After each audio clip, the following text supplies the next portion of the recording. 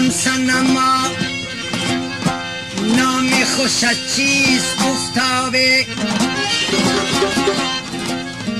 گفتم که دیگر بار بگو گفتاته،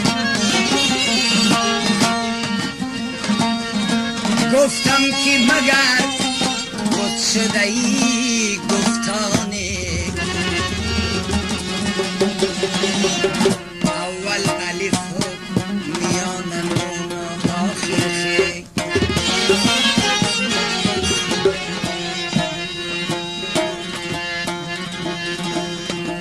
انگشتی شاهد اردو دوای شهادت میکنن،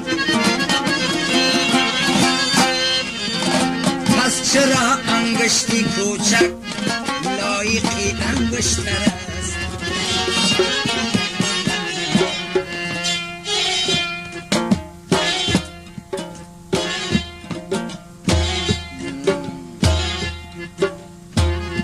سرشکم نسخه دیوانه ای کیست؟ سرشکم نسخه دیوانه ای کیست؟ جیگر آینه داره شانه ای کیست؟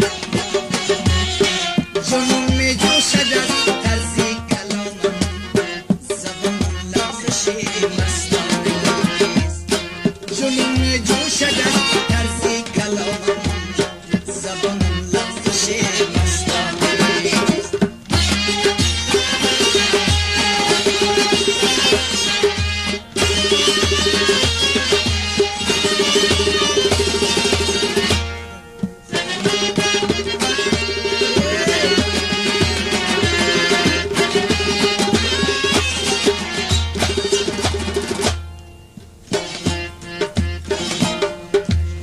دلم گرنست فانوسی خیالت، زبانم لفظشی مستانه ای کیست؟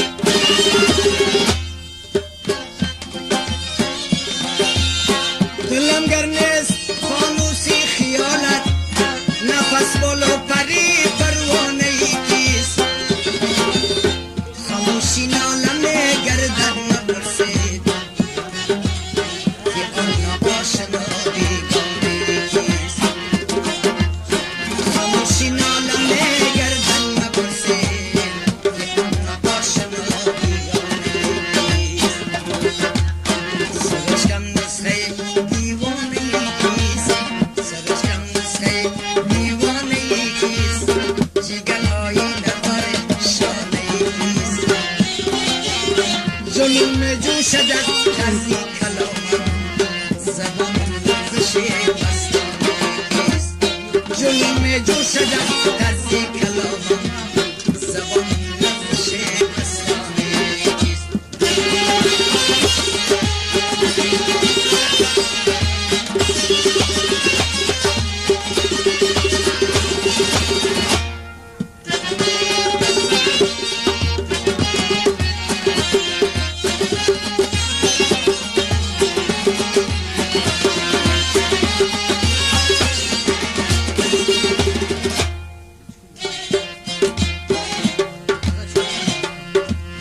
با پیریم نفهمیدم افسوس، نفس بالا پری پروانه ای کیست؟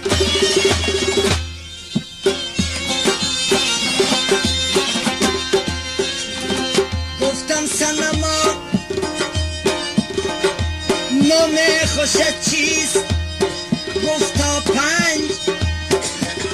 3 8 شکرگیر و 2 سینه‌بان.